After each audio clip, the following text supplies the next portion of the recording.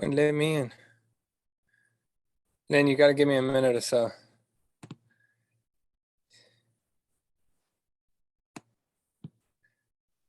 Hi, Len. Good evening. Hi. You got to give me about 5 minutes. Please.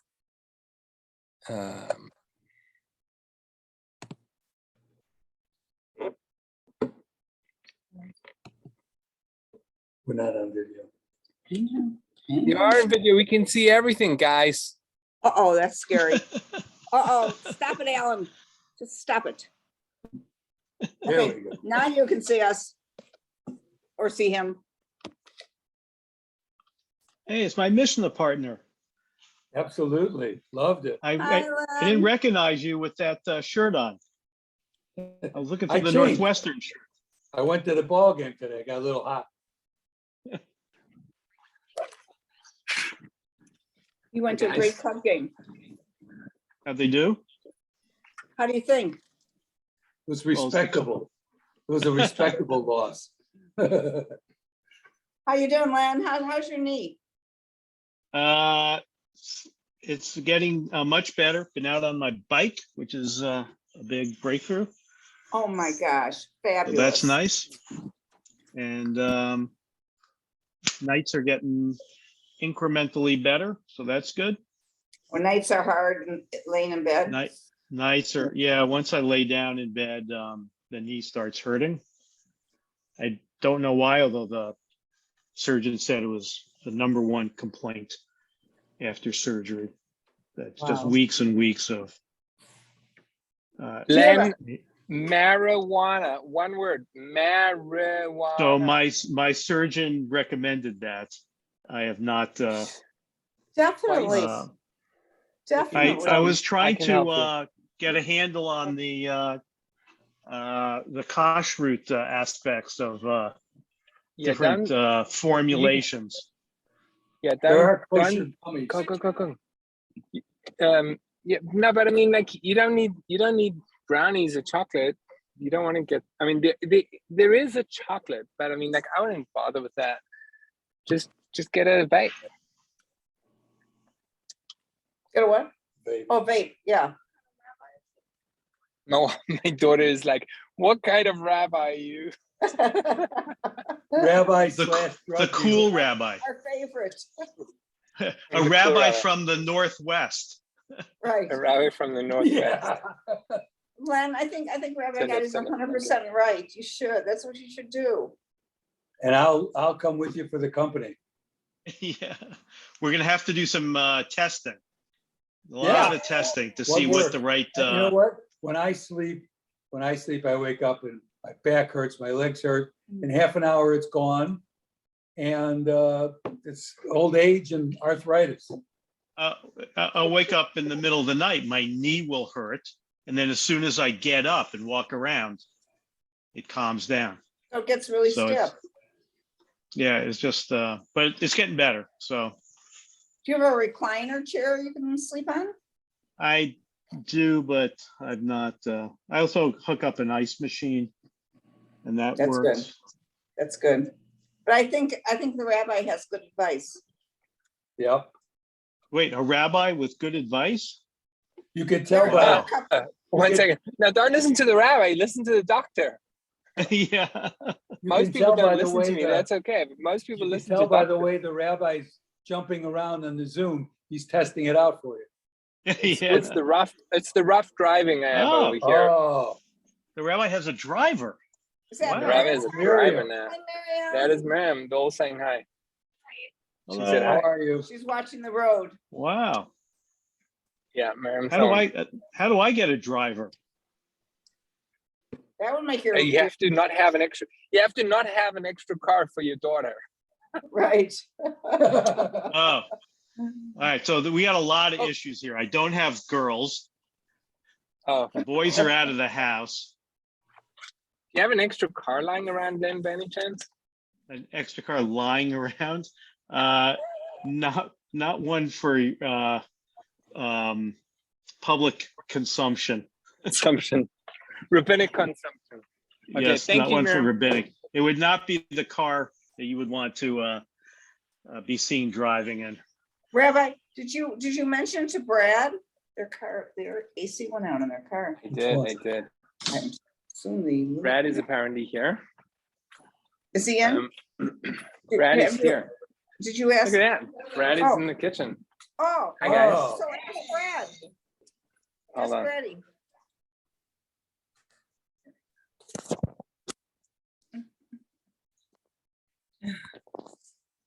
Ask Brad about a car. Can't Did tell you- you. Oh, what's going on?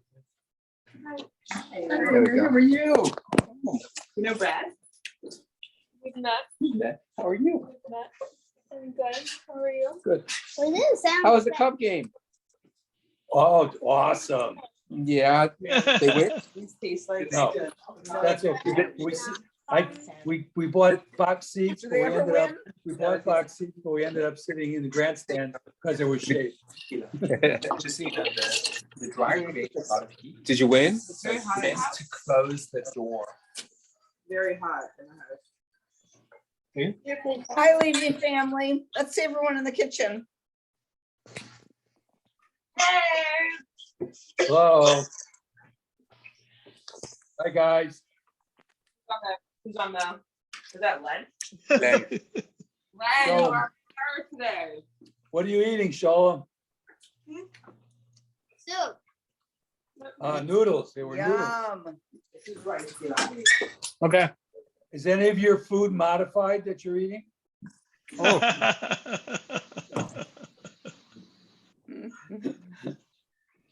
Where is Le? Can you put this guy up? Have a seat.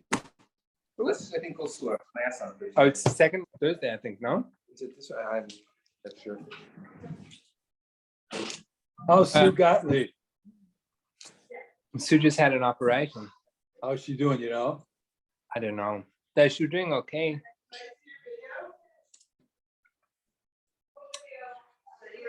Close the door. You don't turn your face. What? Spreading the, I can get you some delicious, ice cold, fresh soda water I'm good for now, maybe later. out of the tap. All right, that's great. I know, right out of there. Deerfield water is mighty good. Join the meeting. Okay.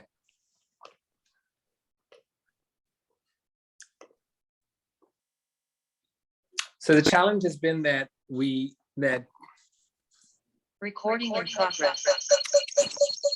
you just joined your own meeting.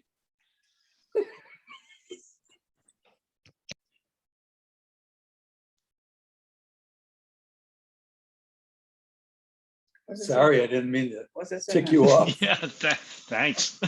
Now you're gonna teach. No, you are. You are. So tell me about always up. modified fish. You know, Len, I don't know if I even had a chance after she was to tell you how fabulous I thought you were and the class was. Because I know So make sure Rabbi Gadi hears that, because I'm trying to double my speaking fee. Well, you know what? I told him to please pay you exactly what they pay me. Yeah. And they're gonna consider it. Do you know what Thank the you. modified fish means? No fins and scales. I was gonna say modified fish is gefilte fish, because nobody knows what it is. How could that be kosher? It's like the only fish Alan eats. I don't eat it. Oh, yeah, you only Haven't fish. eaten No, you it for eat that. years. That's not true. It's true, I haven't.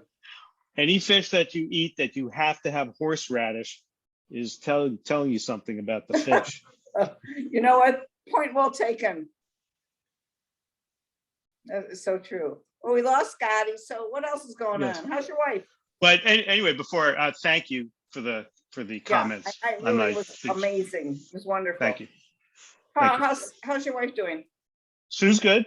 She's still working hard and playing a lot of tennis over the summer. So Good that's for her. her.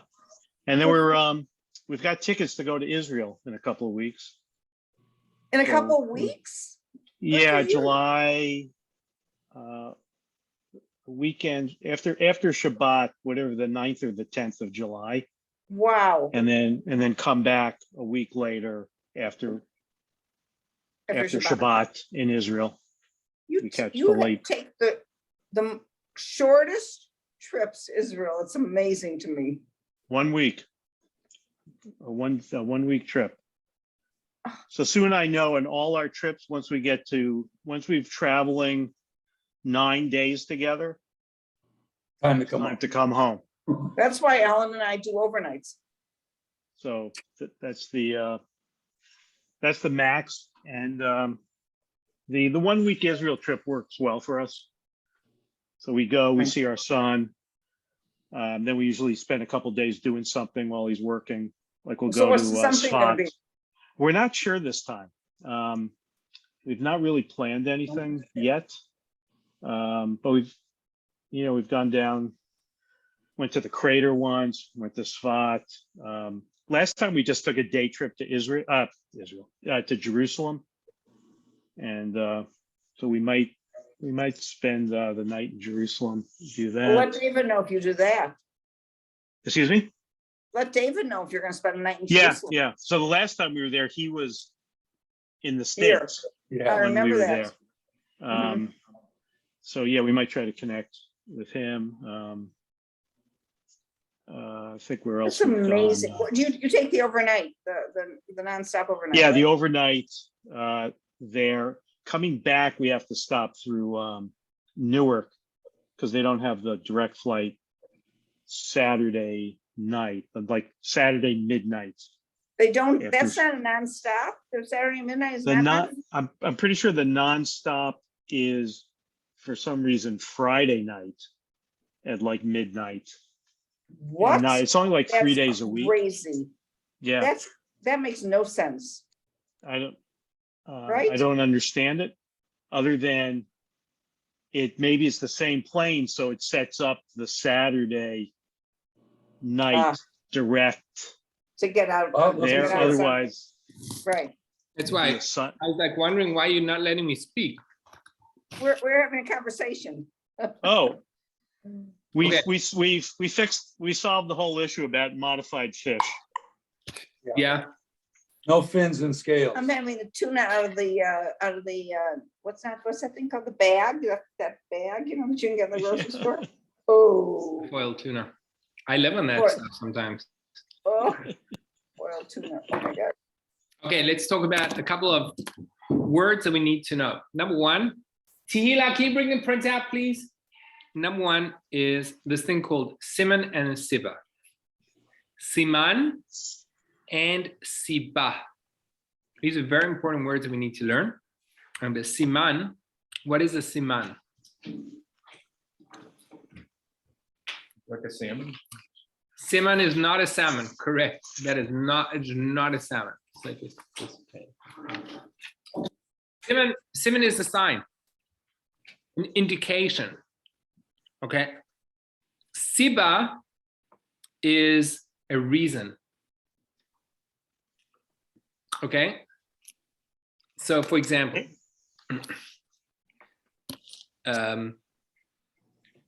if I wanted to know if it's raining outside, I'd walk outside and I put my hand out. And if I feel wet, feel my hands wet. So then it's a sign that it is raining.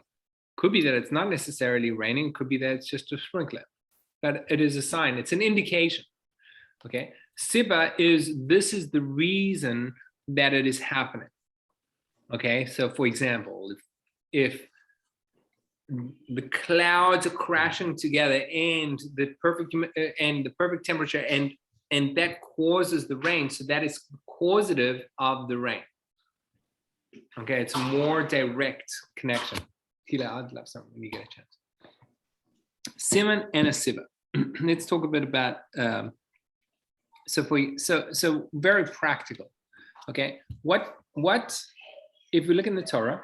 What defines a fish to, and let's start with an animal.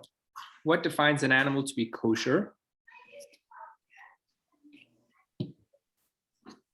Certain characteristics that non-kosher animals don't have.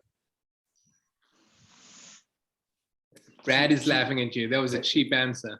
Chew its cud and It needs to chew its cud. That's right. Yeah. It needs to chew its cud. with hooves. Have split hooves. Right, Okay. So if an but animal, that doesn't apply to fish. hold on, let's just work with, well, we want to work with Simon and Oh, Simon. land animals Oh, what did I say? and not birds. So in Right. the animal kingdom, we got birds, Right. we got Fish, terrestrial An animal. beasts, terrestrial beasts, and then aquatic creatures. You guys, I mean, like usually when someone says what kind of animal, we're talking about terrestrial. Terrestrial what? beasts. Okay. terrestrial, land. All right. Yeah. So the concept that an animal, the Torah says, what animal is considered kosher, or what is considered a kosher animal? It needs to have split hooves and chew its cud. Does that mean that if I am able to genetically modify a pig, for example, that a pig is a bit more difficult. Let's work on a camel. Okay, camel's not kosher. Reason why it's not kosher is because it does not have split hooves. If I'm able to genetically modify a camel so that it will begin to develop split hooves, would that animal become kosher? Okay, this is the way he puts it over here. Is this is probably going to be the greatest challenge for the kosher industry ever, is genetically modification, right? So the question is very simple. How do we look at how do we perceive the concept where the Torah says, because it needs to have a split hoof and chew its cud? Is the concept of having split hoof and chewing its cud, is it the indication that the animal is a kosher animal, or is it inherently the actual reason for that defines the animal to be kosher, right? Meaning that if generally all camels do not have split hoofs and I'm able to genetically modify it, it doesn't help me because that it all of a sudden develops split hoofs. That doesn't help because by default, the concept of it having split hoofs and chewing its cud is only an indication, it's only a siman, it's only an indication that this species is a kosher species, right? That is, if we talk, we work with the concept of siman, of an indication. If we work that the Torah says the reason why an animal, that kosher animals need to have split hoofs and chew the cud, that is the sibba, that is the reason, that is the not the indication, but it is the reason, it is the driving force. Then if I'm able to go and genetically modify an animal that technically is not kosher and get it to be kosher, to have these kosher signs, split hoof and chew its cud, then if that is the reason behind it, then I've created a kosher animal. I've modified it to become a kosher animal. Does that make sense? So we first of all, we've defined what a siman and a sibba is. Siman is the indication. Siman is the driving force. Okay, that's fun. So let's talk a bit about genetics and modification. The first thing that I wanted to mention is that how do they, like, I've had numerous conversations with Dr. Gadi, our favorite doctor, right? She's our favorite doctor by far. Well, we like Dr. Michael too. Oh, exactly. You know what? She's almost as good, right? Yeah. They're in a close par. Yeah, Don't forget that, I don't mean- forget Dr. Jerry. and he doesn't teach. Jeffrey, yeah, whatever. Okay.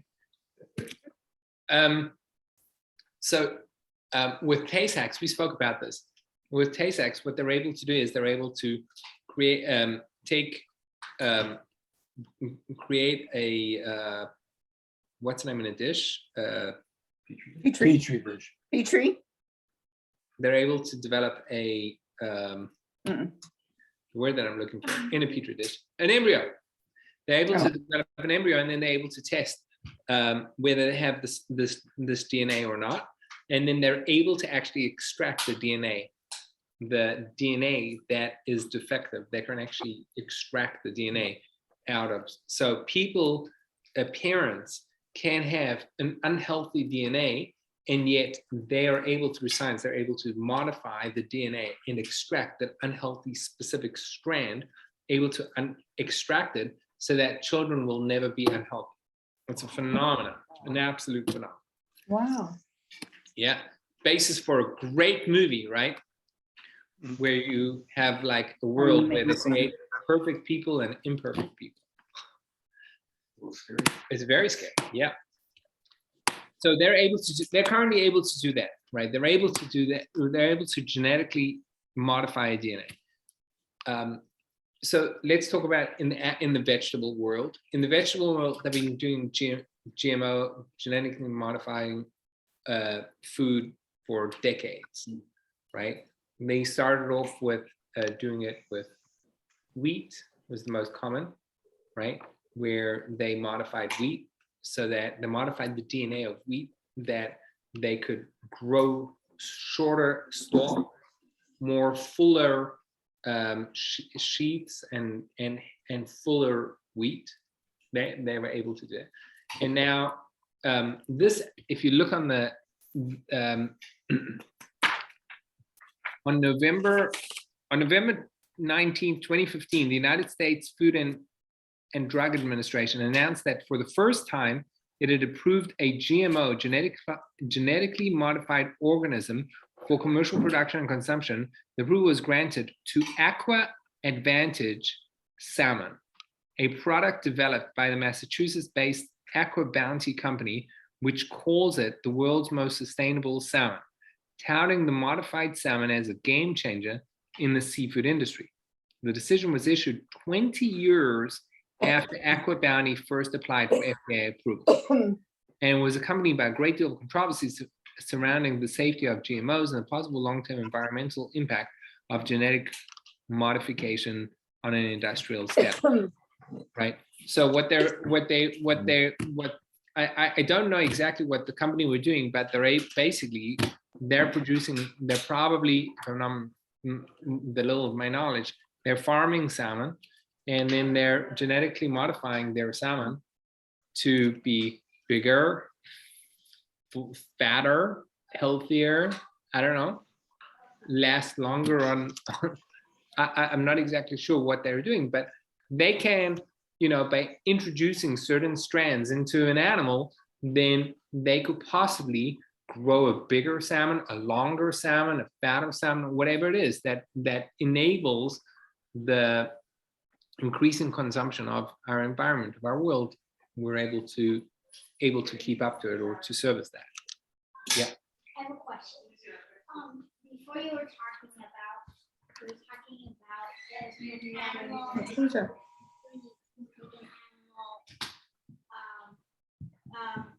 Modify. Yeah. Sure. That is our question for tonight. Are you able to take a kosher animal and genetically modify it and make it non-kosher? Can I ask who's asking that question, please? This is Shua Levy. Okay, sure, thank you. Our phone is ringing. So Shua is asking a simple question: is if you're able, what about? He's asking the same question. If Don't leave, sure. Do you leave? Oh, It's a very good question. Basically, we're asking if you take a pig, for example, and genetically modify it that it starts to have the simanim, it has the signs of kosher animal, of chewing its cud and splitting a hoof. What about if you take a cow or calf and genetically modify it so that it no longer has a split hoof? Does that cow become not kosher anymore, or does it remain kosher? Well, so he's asking, what do you mean if it's got a disease? It's a disease that is genetically changed, so that it doesn't have split hooves. If it's born without split hooves. If it's born without split hooves. Like a cow that's born without. If a cow that's born without split hooves. Yeah, if a cow is born without split hooves, is that a non-kosher cow? Yeah. Or is that a kosher cow? Okay, very You good couldn't question. sacrifice it, but you might be able to eat it. You really couldn't, because it's a blemish, you can't really. You can't- You can't shecht it, right? Oh, it needs to be perfect, right? Right. Okay, let's look at our sources a little bit. Share my screen. Share. I'm going to print you out. I'll print you. Here's this, Yeah. one of these. No, it's the same. It's, No, no, you need. I You, got need two of it. these, like two of these. You got two of those? Yeah. Okay, so here's one, two. Okay, at the bottom of page 1 over here, the source. What makes a kosher? What makes anything kosher? Regarding the land animals, the Torah says, "Kol mafreset parsa." Any animal, mafreset parsa, that walks with. So now I'm going to translate word for word. Mafreset, that it develops a split hoof. Mafreset parsa, that its hoof is constantly being split. V'shosa'at shesa parasot, and it splits a complete split in its hoof. Ma'alat geira, that also brings up its cud. Bivheima, in an animal. Ota tochelu. What did you call them? What was the word that you used, Len? The beast. Oh, a terrestrial. A terrestrial, right? In the terrestrial parts, they may be eaten. Okay, so Torah is very specific about it being split. Fantastic. Next, number 2. Shalom, the phone is ringing again. Oh, again? Ochel asher lo snapir v'kaskeset. Fish that has to it snapir, fin, v'kaskeset, and scales. Bamaim, in the water. Bayamim, in the oceans. Uban nechalim, and in the rivers. Otam tochelu, those you may eat. So there we have the signs of a fish. It needs to have fins and scales. Okay, give me an example of an animal, of a fish that has scales but does not. So well, let's just not. Give me an animal that has fins but no scales. A shark. Shark. Okay. Give me an example of a fish that has scales but no fins. An eel. Deal, yeah. An eel does not have scales. No? No. It doesn't have fins, but yeah. I mean, it's not such a thing because it. What's wrong with this? Someone even said so. Shua says it doesn't exist. Someone even said so. So doesn't it need a backbone too, isn't it? Or is that just, we just. No. Someone said, like centuries. So can you bring us a chumash, please? Someone said like centuries ago. I don't understand, but then I thought that you had to have a backbone. That the animal needs to have a No, backbone. no, fish. The fish needs to have a backbone. Where did I hear Yeah, I that? feel like I heard that also. Okay. So we're in Vayikra 11:9, Leviticus 11:9. Okay, so here he talks about siman and siva, an indicator versus a cause. In Hebrew, we would refer to these two possibilities as the sign being a siman versus a siva. The indicator, the animal is fundamentally a kosher animal, and the way to know whether or not it is kosher is to look and see if it has these signs. That is a siman. Meaning, if it doesn't have these signs, but the rest of the species do have these signs, does it make it kosher or not? Question mark. Siba. Not needed. Okay, it's fine. Yeah, I need a regular chumash. Can you bring me a blue chumash? Check on my desk and all the siddur. 11:9. Okay, so 11:9.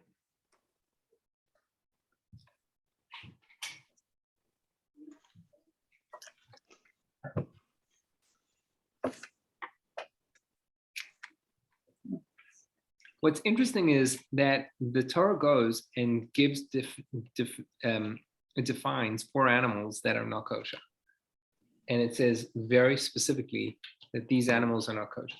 So it goes, in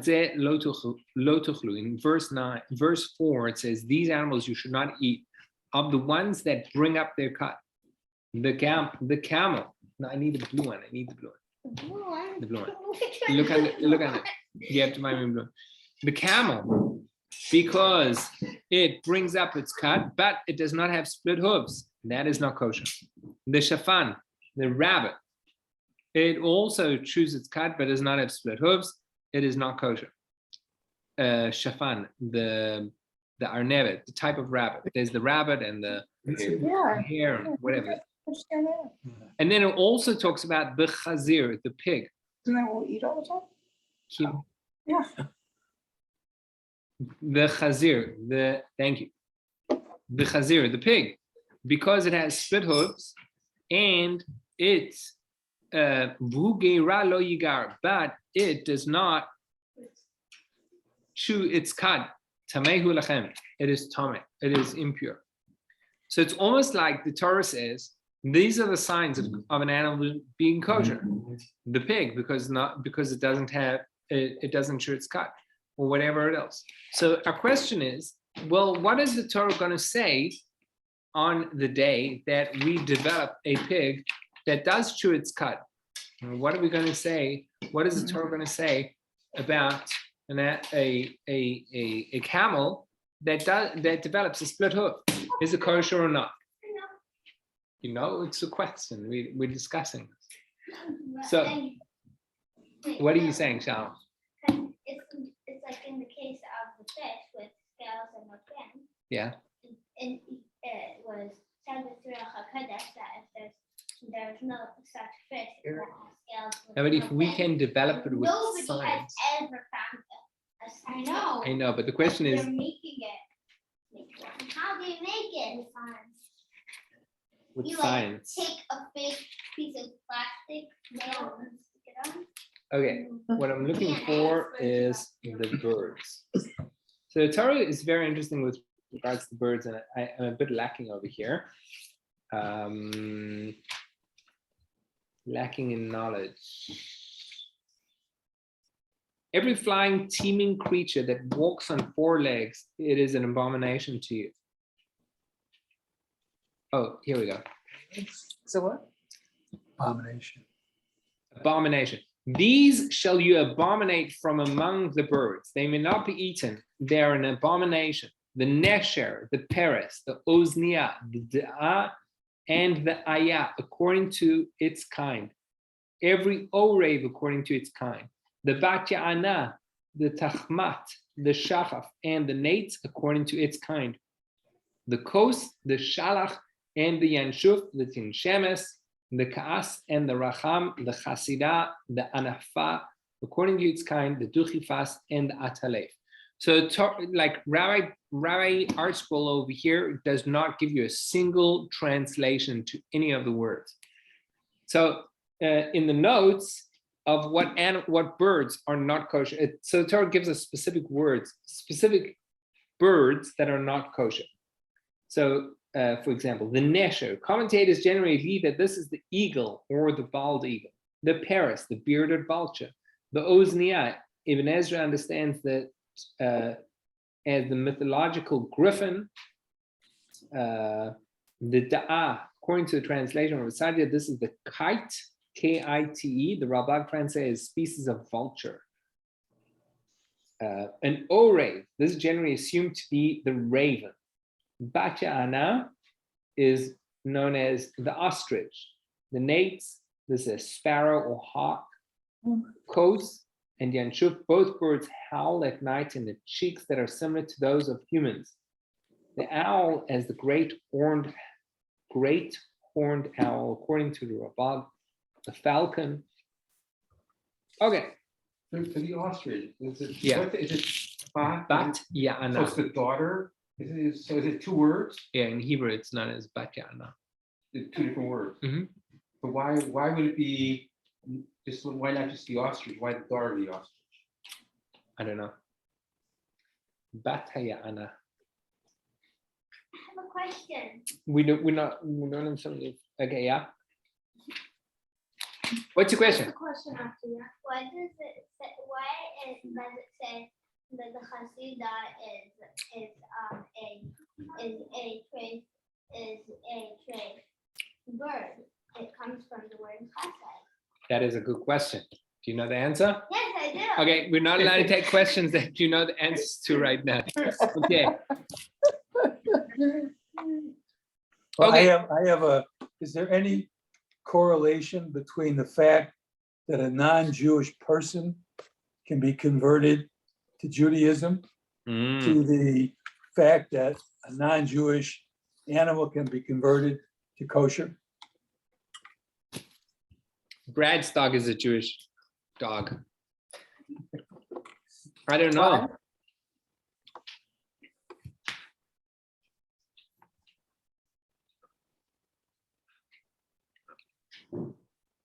I don't know. Okay. We have to look at this very important Gemara. Okay, this is a Gemara in Nida. Do you have it? Amar of Papa Tarnagola de Agma Asur Tarnagolta de Agma Sharia. Okay, so a Tarnagol is usually translated as a chicken. Okay, Tarnagolta in Aramaic, do you guys see the word over here? Tarnagol de Agma Asur.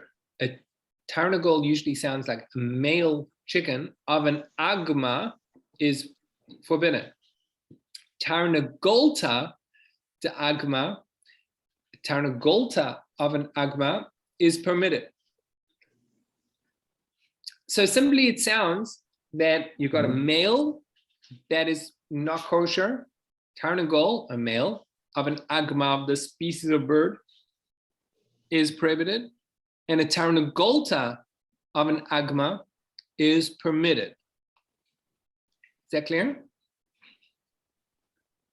So this is a very interesting statement. The Gemara seems to say that you have a bird that the male species is prohibited, the female species is permitted. Is that clear? So now, Tosfos over there goes and defines it and says it keeps it simple. And he says that the male is prohibited, the male is forbidden because it lacks the signs of kashrus, because it lacks kosher signs. Okay? So Tosfos is Kosher signs are flies. I don't really have a good answer about that.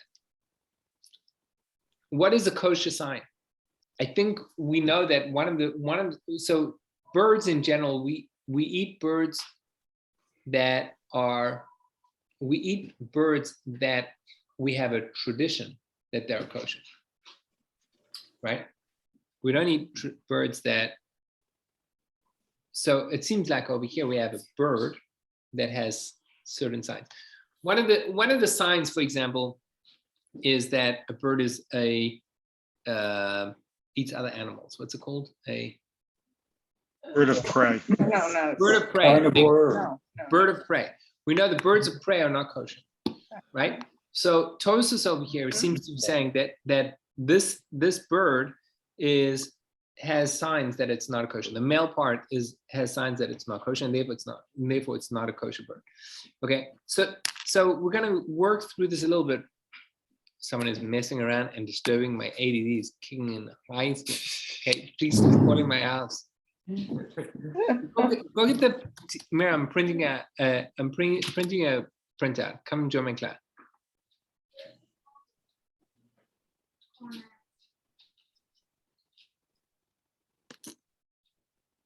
Okay, so Tosfos says the male is forbidden because it lacks the signs of kashrus, which let's say for argument's sake is Tosfos holds that the reason why it's not kosher is because it's a bird of prey. Okay, now we're going to have a big problem with this because we've got a new concept that we're going to introduce right now, and the new concept is that kol hayotze min hatahor tahor, kol hayotze min hatame tame, kol anything that comes out of something which is tahor, which is pure, is going to be pure.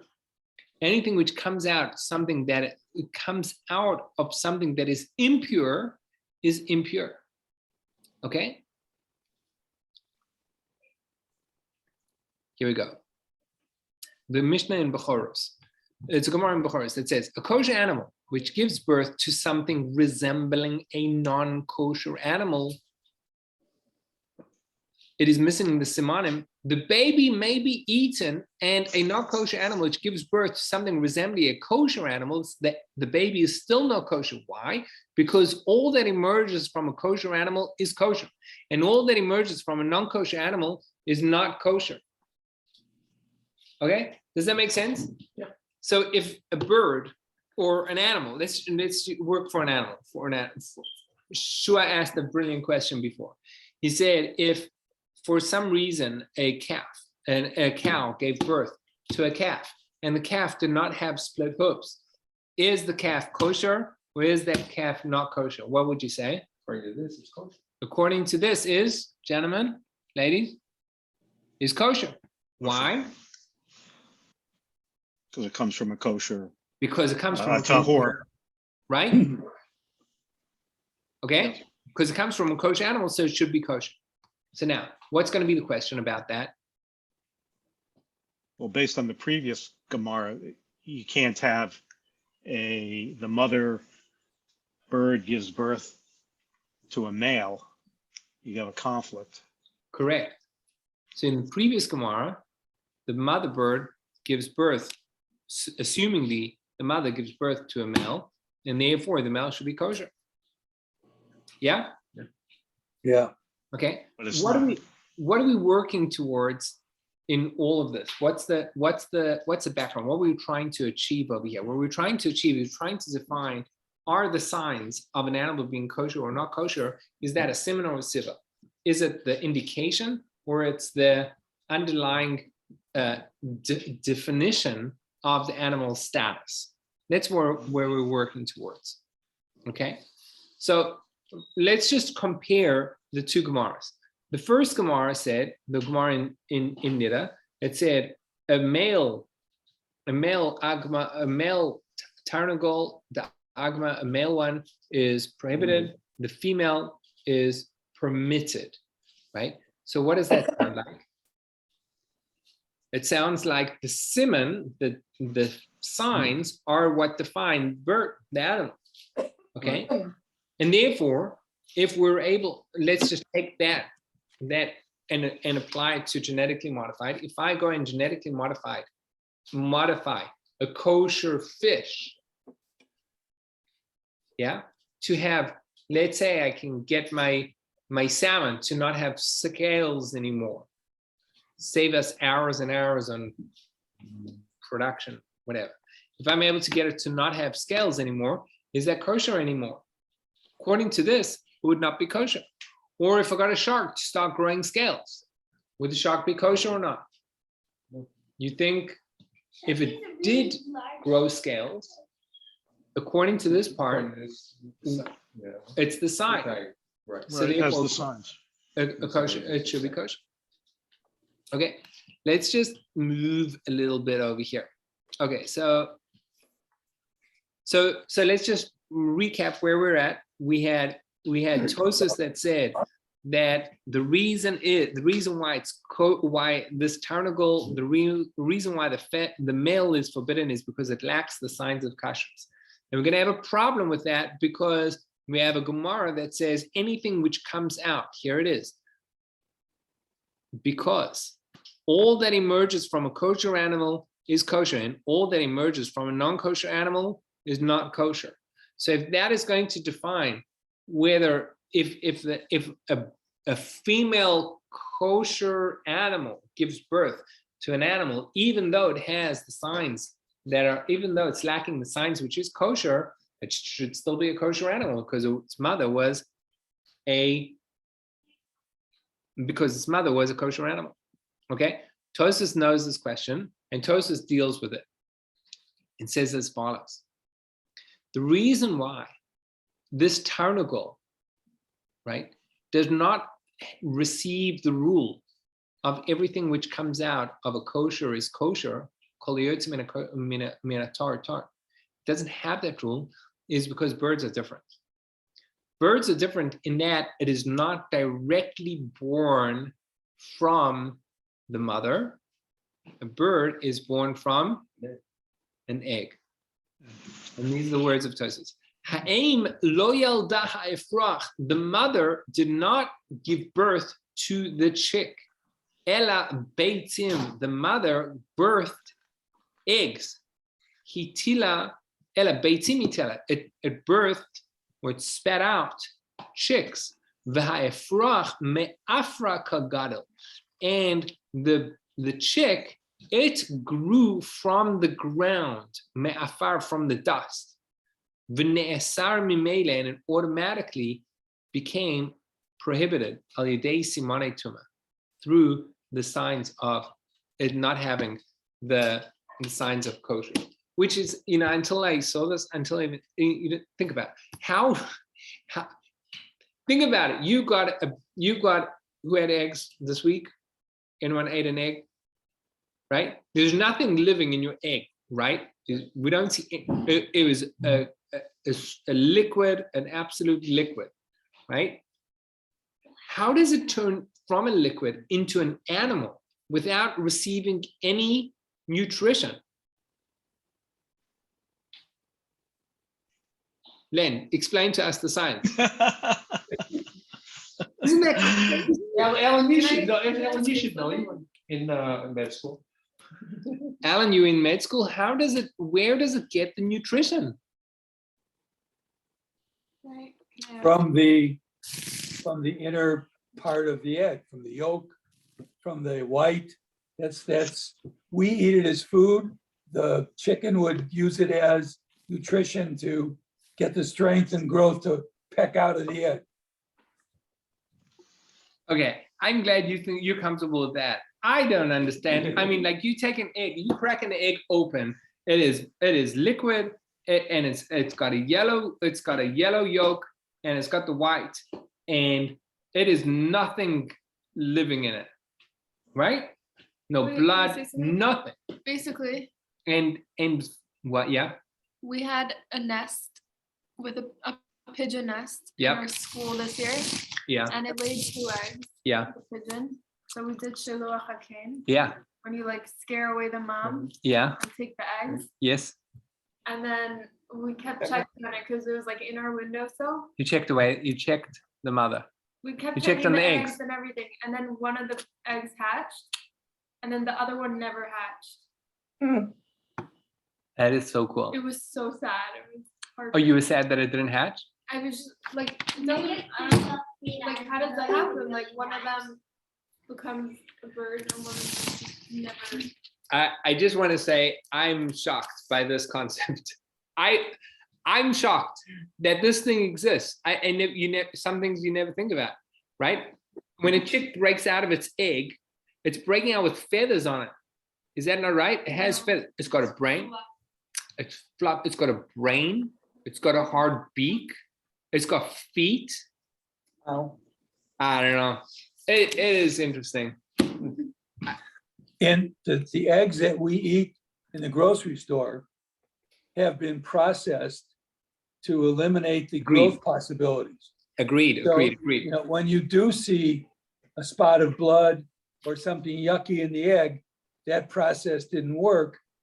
But that just shows that that's what the egg is for. It's not for us. It's to grow the baby chick. It's true. In Israel, they get, excuse me, before all of our wild grown eggs, wild laid eggs, and the chickens running around the farmers and everything. In Israel, they had them they called them the lul in the barn, when the chicken sat, and every hour on the hour, there'd be a bell, and just about 95% of all the chickens would hatch an egg. Oh my gosh. Every hour on the hour. Wow. They had it down to a science. Okay. Anyways, Tosa says an amazing thing. the mother of a chicken has a different definition to its chick versus an animal from a halakhic perspective. So halakhic perspective, a kosher animal that gives birth to an animal which does not have kosher signs, the animal is a kosher animal. A non-kosher animal gives birth to an animal which has kosher signs. It's a non-kosher animal because its mother gave birth. Its mother was not kosher, right? Everything that comes out of an animal, anything that comes out of a kosher animal, anything which is birthed alive from a kosher animal is going to be kosher. With regards to birds, Tosa says birds are different because since the male has non-kosher properties, since the male has non-kosher properties, and since it is not born directly from the mother, however, it was born through a chick. The chick was born through an egg, so therefore that rule does not apply. Clear? Yep. Okay. Tosa says that the kashrus of an animal being dependent on the parent does not apply to birds, since the relation between birds is much less direct. Therefore, any bird without simonic kashrus is not kosher, even if the parents were. Now, this entire answer would only make sense if Tosa's view of the science of a kashrus is a sibba. It is the underlying meaning. So therefore, if you have a fish, since the chick has no signs, it isn't kosher. Since Tosos views the signs of kashrus as a sibba, since the chick has no signs, it is not kosher.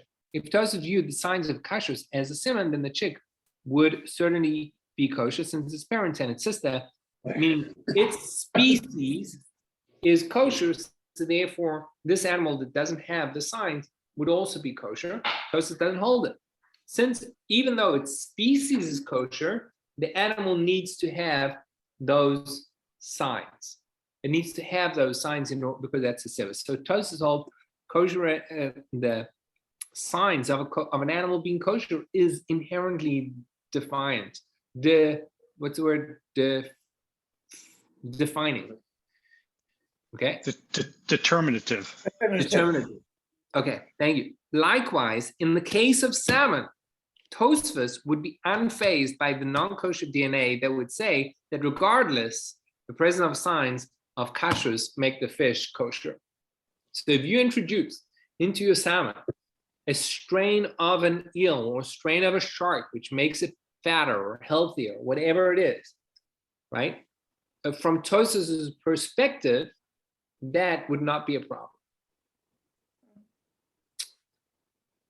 As long as it has its fins and scales, it is good. Okay? Now, that's Tosfos, and now we have the Rambam. The Rambam takes a very different approach with regards to Siman and Siva, and Rambam holds as follows. The chick of a trefa is permitted because its species is not kosher. So what it says is as follows. So let's just explain what a trefa is. A trefa is an non-kosher, is an animal that is kosher, but it is not going to survive. Okay? Let's say a chicken has a hole in its lung, or its heart is to attach to its lung, whatever it may be, so much so that it is not going to survive more than a year. During the next 6 months or next 3 months, it produces 6 dozen eggs, right? So now, is the chick that is produced from that kosher? And this is the Rambam said, the chick of a trefa is permitted because its species isn't not kosher. Because its species is not impure.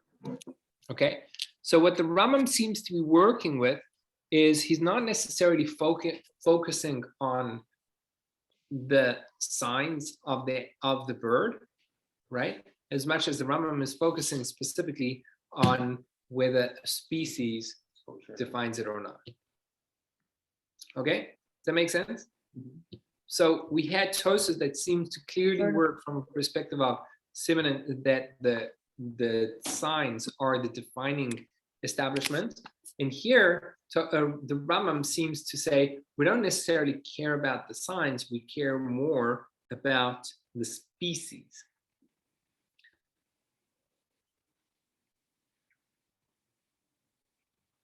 This aligns more closely with the theory that signs of a kashrut are a siman.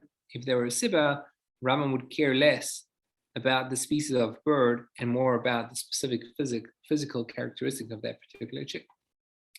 Presumably, the Rambam would explain that Tarnagol da Agma. Okay, so now what the problem happens is we originally spoke about the Tarnagol da Agma.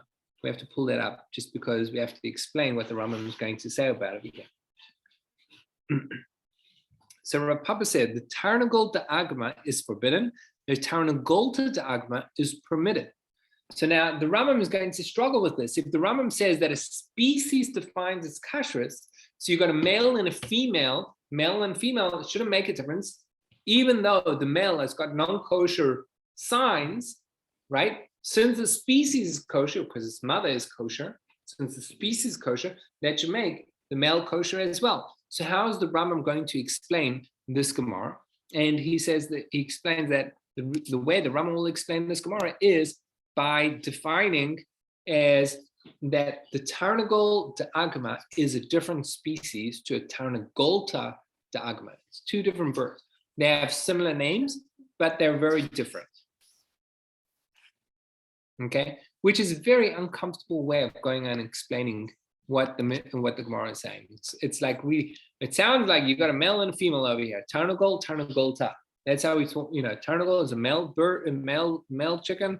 Tarnagolta is a female chicken in Aramaic. For the Rambam to work his thing, he has to come and define it and say it's two separate species altogether. Meaning you'll have a Tarnagol da Agma, you'll have a male and female of a Tarnagol da Agma, and you have a male and female of a Tarnagolta da Agma. So in that case, both the male and the female would be kosher. Would be non-kosher, exactly.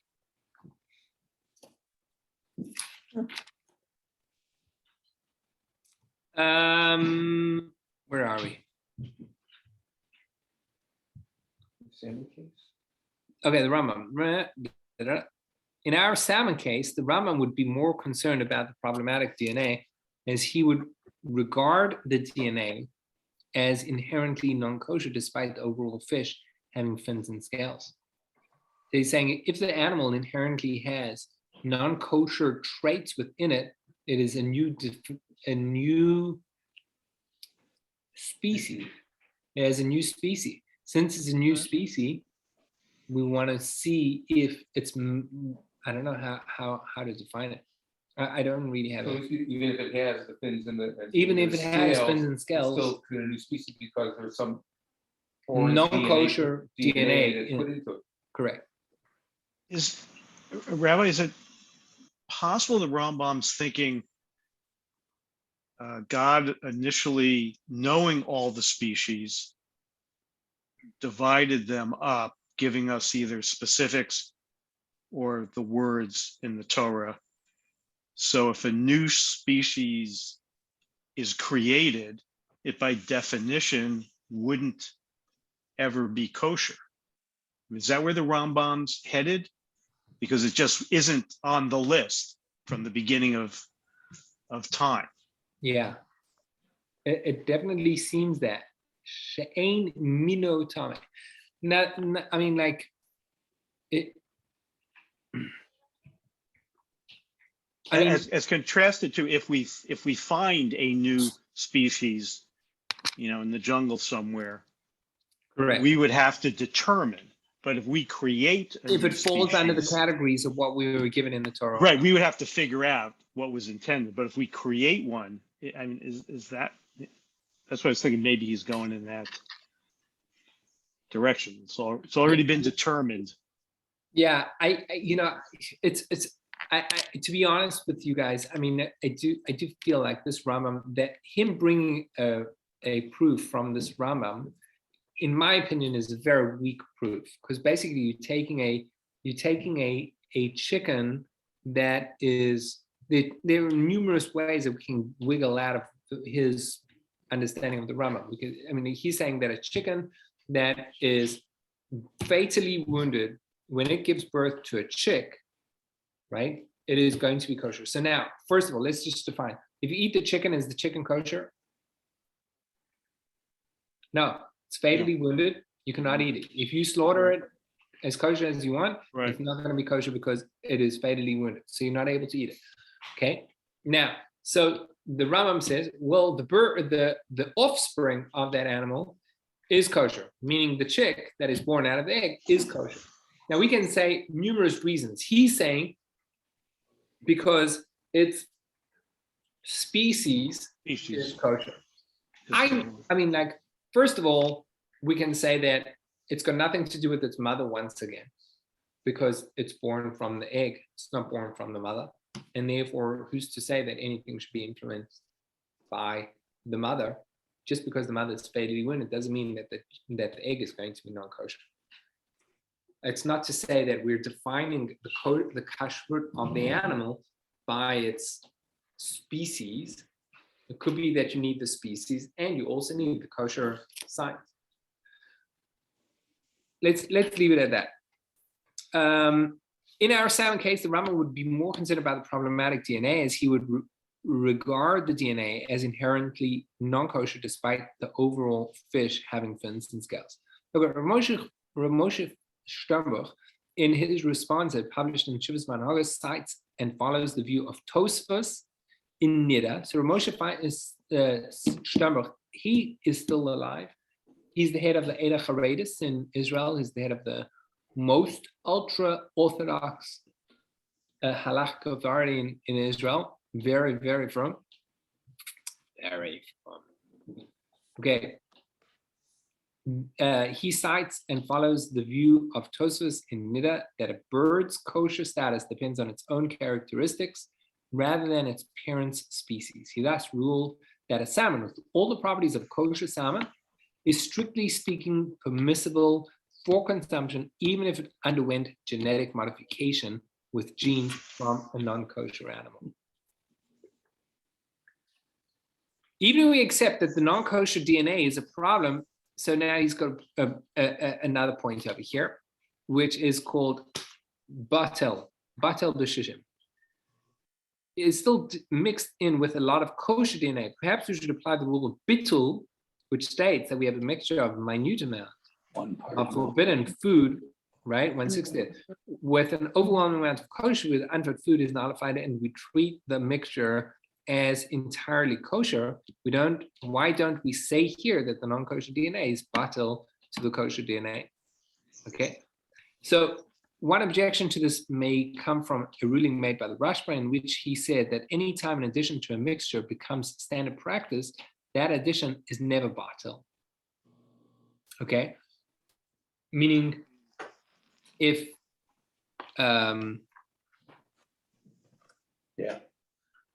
this is one of the, let's talk a couple of things.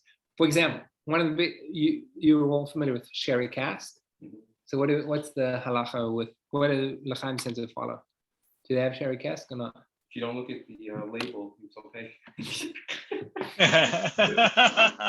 What did you say? What did he say? If you don't look at the label, it's okay.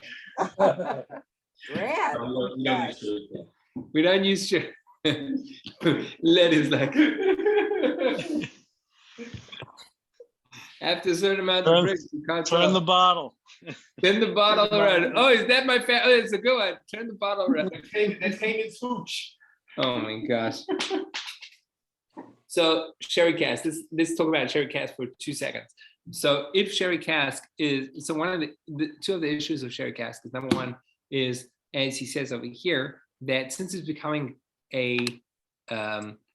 it becomes a standard practice that this is how you do things, right? We're always soaking our whiskey in sherry cask. So this line of whiskey is soaking its whiskey in sherry cask on a consistent basis. So we're not going to say that it's batel, it becomes nullified because of so much.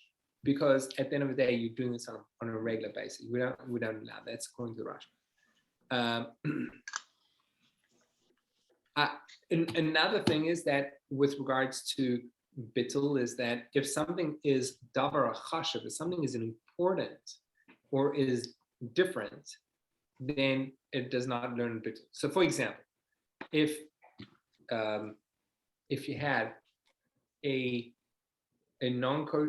pizza, and when you work out the size of your pizza, and you put a pepperoni, pork pepperoni, right? Pepperoni is usually pork, is that right?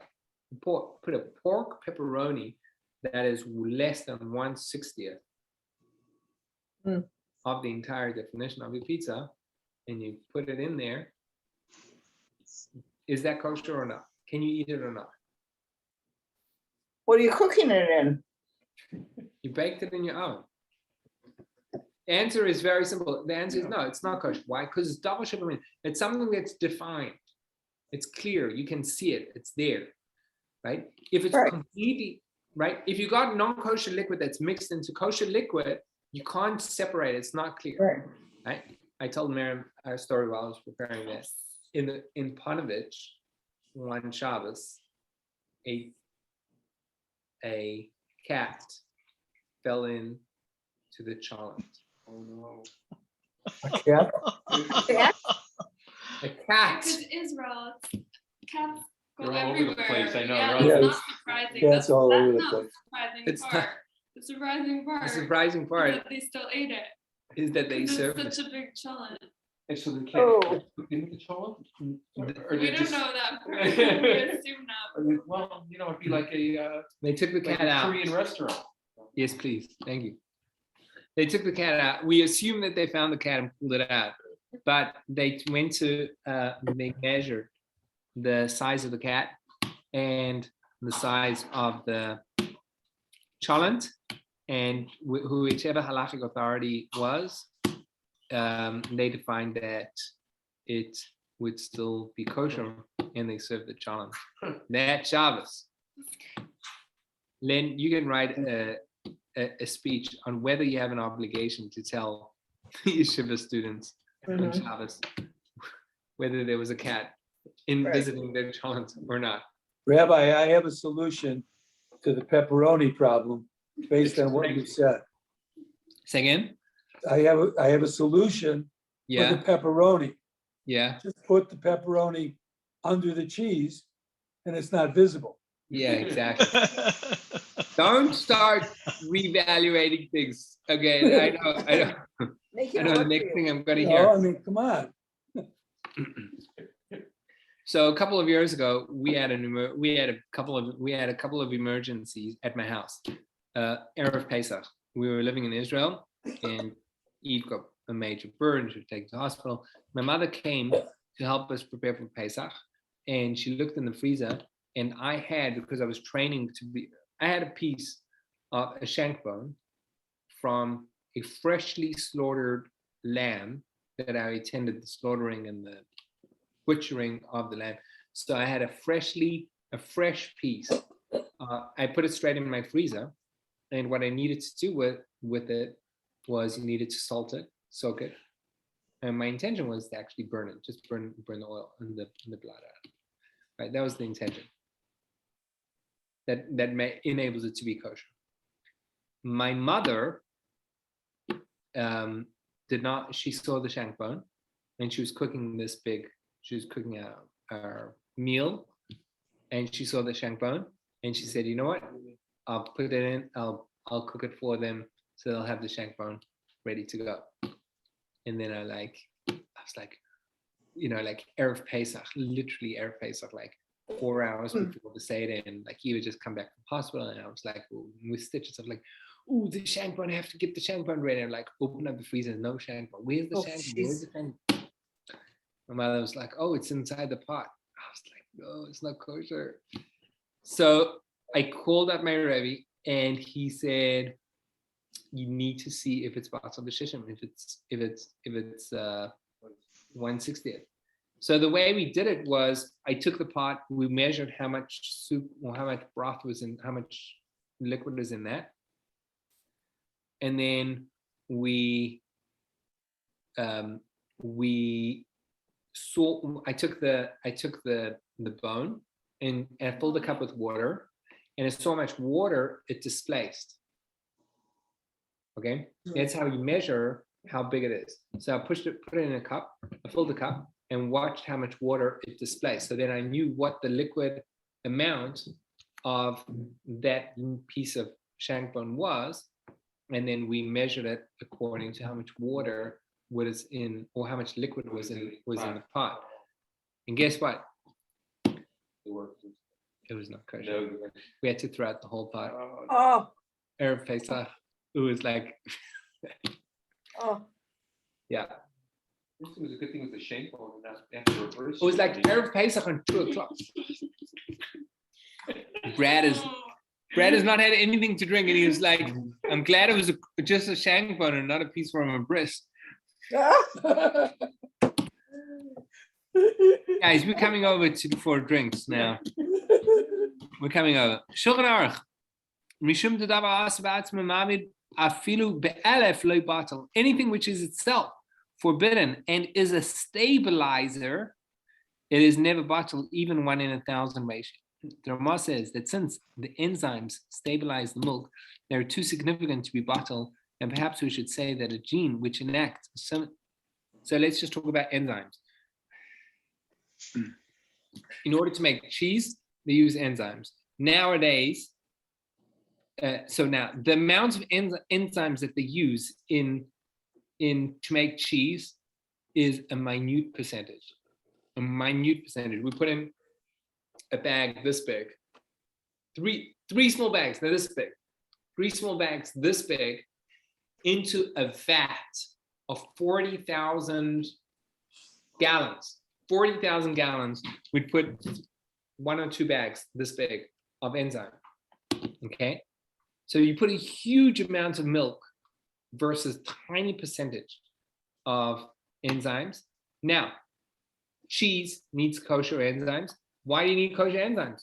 It's completely bottled.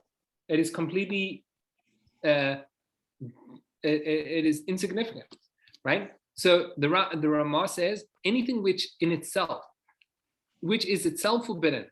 So in those days they would use enzymes from pigs. Anything which is itself forbidden and is a stabilizer, it is never bottled, even in a 1 to 1,000 ratio. You need 1 to 1,000. Even 1 to 1,000 is not kosher. So Ramah says that since the enzymes stabilize the milk, they are too significant to be bottled. Perhaps we should say that a gene which enacts a similarly significant effect should also not be bottled. After all, it is pretty hard to ignore the effect of a gene, right? If you introduce a new strand of gene into the DNA of a salmon, and instead of a salmon growing to be 2 feet, the salmon grows to be 4 feet, right? You can't say that that enzyme is a nothing. Okay, however, the Ramah says, and this is specifically when there is no other stabilizer, just the forbidden one. However, if there is also a permitted stabilizer, both cause the stability and the mixture, it is permitted.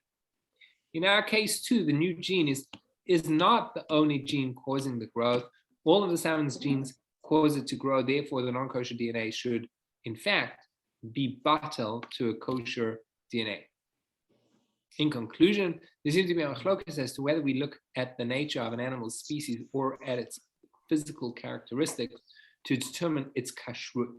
If we look at the species that genetically modified, then genetically modified salmon, which contains non-kosher DNA, may be non-kosher, but if we look at it just as the physical characteristic, it should be kosher. Nevertheless, it seems likely that we may apply the rule of bittul and thus overlook the forbidden elements within the genetically modified kosher fish or animal and have it be not a problem. So according to this perspective, as well as what we had over here is the perspective of Rabbi Moshe Sternbuch in his responsa, he ruled that a salmon with all the properties of a kosher salmon is strictly speaking permissible for consumption, even if it underwent genetic modification with genes of a non-kosher animal. With that, my friends, we thank you for joining us on another exciting roller coaster. Yeah, it was good. It was good. Lots more questions, but great. Fascinating. Absolutely fascinating. What is amazing is like just to see that. What salmon did you make? Yeah. They have to write GMO, non-GMO on salmon. Do they write that nowadays? On salmon? Yeah. Yeah, I don't know. I'm curious to know what this. You mean right on the fish? And they tag each fish. You understand that if you're eating farmed salmon, you usually they have. It's probably good. You think it's got GMO? I don't think it's got GMO. If it's farmed, No, I don't think so. they do something with the What is it on farm? color. They add color. So it's right. So what they do with the color is they what? They feed it exactly. They feed it Not having a domestic source of supply for salmon when there's a market of 400,000 metric tons also leads us to retailers and restaurants that really Okay, do here's want a the- domestic source of supply, and we don't have one.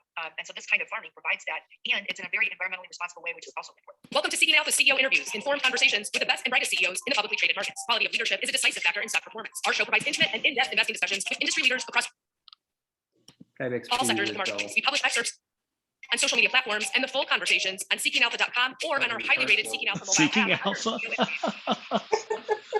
Making some investments. Oh, I see. And the genetic engineering that really allows us to do that productively and sustainably was the result of research that was done at Memorial University in Canada 30 years ago. So if you think about it, our fish are actually the same as they were 30 years ago when a Chinook gene was inserted into an Atlantic salmon. And now they're specifically designed to grow well and use less resources the way we farm today.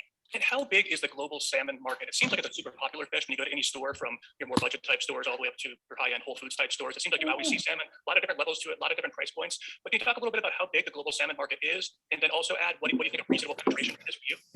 Market in the US, which is the one that we're focused on today, we import 400,000 metric tons of Atlantic salmon. That's the farm species. It's 97% of the demand for salmon in this country, and wild-caught salmon, which a lot of people think about, is only about 3% of what we eat in the US. So we see a real opportunity to create a domestic source of supply in those markets like the US, who are net importers of salmon.